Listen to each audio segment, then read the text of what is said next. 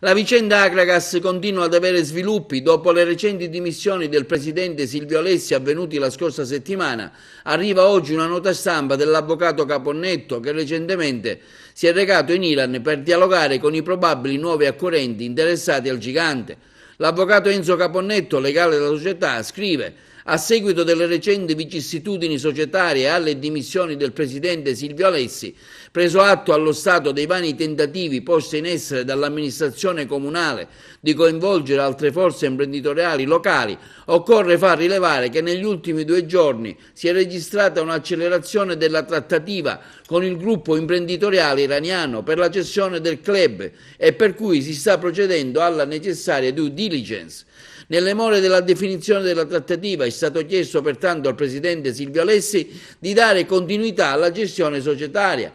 Quest'ultimo, pur rimanendo fermo sulla sua posizione di soggetto dimissionario, si è dimostrato ancora una volta sensibile e disponibile ad attendere qualche altro giorno la formalizzazione degli accordi. Pertanto il club ha deciso di intervenire urgentemente nel mercato in entrata al fine di rafforzare l'organico dei giocatori per cercare di raggiungere la salvezza o quantomeno di raggiungere play-out, nell'attesa che si concretizzi positivamente, come ci auguriamo tutti, il passaggio della società nelle nuove mani dei proprietari.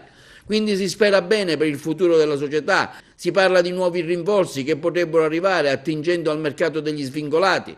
Dalla prossima domenica in poi, nella gara contro la Casertana, per i biancazzurri comincerà un nuovo campionato. Attualmente la squadra è messa male in classifica con un distacco che supera gli 8 punti, cosa che permetterebbe all'Agragas di non disputare i play-off e andare subito retrocessi nella serie inferiore.